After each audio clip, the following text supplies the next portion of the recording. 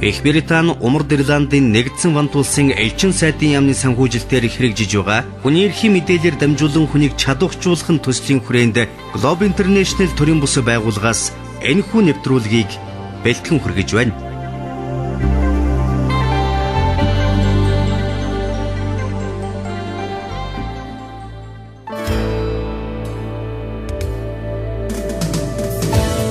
Монгол улсын иргэн бүр аюулгүй орчинд амьдрах, орчны бохирдол байгалийн тэнцэл алдагдахаас хамгаалуулах эрхтэй. Монгол улсын үндсэн хуулийн 16 дугаар зүйлийн 2. Чиглэг дээр хаалгачны дараа зөндөө бүсч. Зүгээр л цэцэрлэгтэй сургуульда энийгэд явсан хүүхэд. Ер нь хэн нэгэн оройн гэртээ өвдөжчихсэн ирнэ гэж хэн санах вүлээ. Үүнийг бид эрүүл аюулгүй орчинд амьдрах эрхээр хангагдсан гэж үзэх үү гэдэг эргэлзээтэй байна.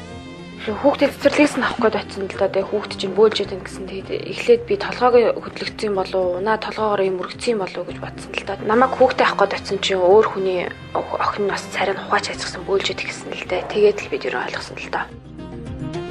Сүүлийн үед мэдээллийн хэрэгслүүдээр нийтийн хоолны газраар болон сургууль цэцэрлэгийн цааны газраар үйлчлүүлэхсэд нийтээрээ хордсон тухай мэдээ цацагдах болсон. 2010 онд гэгтэл SS Globe, Баянгол дүүргийн 4-5 дугаар цэцэрлэг, Сүхбаатар дүүргийн 3 дугаар дунд сургууль гээд жишээ дурдвал олон газрыг бид санаж байгаа. Зөвхөн хэвлэл мэдээлэлээр цацагдсан нь энэ. Цацагдаагүй хичнээн байгааг мэдхэд бэрхээ. Энэ бүхэн иргэнийхээ эрхийн төлөө анхаарал тавьж чадахгүй байгаа төр засгийн хариуцлагагүй байдлын илрэл мөн. Монгол улс хүнсний бүтээгдэхүүнийхээ 70 гаруй хувийг гаднаас авдаг хэрнээ.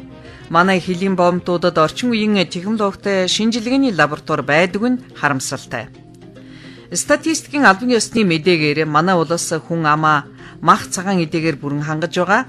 Харин гурилынхан 20, төмс хүнсний ногооны 40, будаа элсэн чихэр ургамлын тос зэрэг бүтээгдэхүүнийг 100% импортлдог. Энэ үзүүлэлтээс харахад байгалийн эрсдэс уур амьсгалтай дэд бүтэц тааруухан хөгжсөн манай улсын хувьд хүнсний хамгаалалт болон тээвэрлэлтийн горим зөв зохистой явагдаж байгаа гэдэг нь эргэлзээтэй бөгөөд хүнсний аюулгүй байдал зөрчигдөж байгаагийн гол хүчин зүйлүүдийн нэгж байж болзошгүй юм а. Бид нар чих айсан л та тэгээ хүүхд маань их тоног бөөлж өд гүн хорлохонд орсон. Тэгээд ухаангүй сэхэнд ороод бид нар бүтэн 7 хоног ухаангүй шахан байсан. Нэг нь захиад нөгөөх нь бас хоол унд гэдэл тэгэл эмнэлгийн төлбөр эмчилгээний зардал хайн бас дээр нь хагас бүтэн сар шахуу ажлаа алдаж авсан л та. Ер нь бид нар чинь хүүхдээ найдаад цэцэрлэгт өгөхдөө хүүхдийн төлөө сэтгэл зовхгүй л бай гэж бодож байгаа шүү дээ. Тэгээд энэний төлөө л мөнгө өгж байгаа ах гэж бодож байгаа.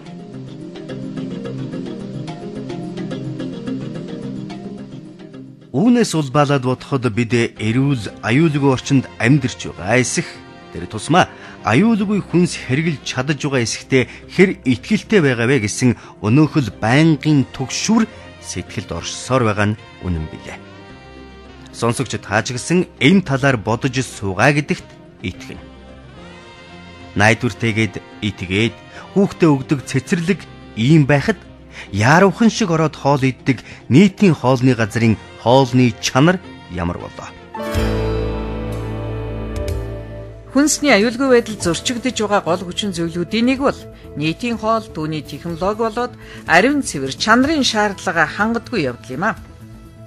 Сүүлийн жилүүдэд зах зээлийн хөгжлөө дагаад Улаанбаатар хот болон хөдөө орон нутаг, аймаг сумдад асар олон цэцэрлэг, сургууль, баар, ресторан, гуанз, кафе түргэн хоолны газрууд нээгдэн ажиллаж байгаа нь нэг талаас сайшаалтай боловч нөгөө талаас эдгээр газруудын эцсийн цэгвэрт мэргэжлийн хяналтын албаныхан хүрч ажиллаж байгаа эсэх нь тодорхой бус байгаа юм.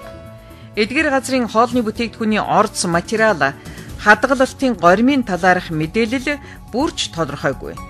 Мөн худалдааны байгууллагын худалдаалж байгаа зарим нэг бүтээгдэхүүний үйлдвэрлэсэн он сар хугацаа иргэд үйлчлүүлэгчдэд тодорхой биш байдгаас хүнсний аюулгүй байдал зөрчигдсөр байна. Хүнсний аюулгүй байдал гэж яриад байдаг. Тэгээд энэ байдлыг хизээ яг бүрэн төгс хангах юм бэ тийм ээ. Жишээлбэл манайх цагаан сараар сая жимс худалдаж аваад салат хийж идсэн. 2-3 хоногийн дараа хүүхдүүд маань гүйлгээд бөөлжиж эхэлсэн. Уг нь тэр жимсний хугацаа чанарыг нь хараад авсан юмсан. Гэхдээ хизээ манай Монгол оронд яг үнэхээр хүнсний аюулгүй байдал дээд зэргээр хангах юм бөө мэд. Тийм ээ? Амьд явах баталгаа ер нь алга. Баяраар хордоо суудаг ард түмэн Монголоос өөр байна уу? Манай улсад хүнсний хангамж, аюулгүй байдалтай холбоотой харилцааг хүнсний тухай, газрын тухай, усны тухай, малын удмын сан, эрүүл мэндийг хамгаалах тухай, улсын хилээр амьтан ургамлын гаралтай бүтээгдэхүүнийг нэвтрүүлэх үеийн хорио цэрийн хяналтын тухай, тариалангийн тухай, ариун цэврийн тухай зэрэг хуулиудаар зохицуулж байгаа ч эдгээр хуулийн хэрэгжилт хангалттай байгаа эсэхэд итгэх аргагүй юм а. Энэ нөхөр худлаа л хэлж байгаа даа гэсэн байдлаар худалдагчтай харьцдаг харьцаа хизээ дуусаж эднийхээс авсан юм чинь зүгээр дээ гэсэн итгэл үнэмшилтэйгээр гэртээ харьдаг цаг хизээ ирэх юм болоо.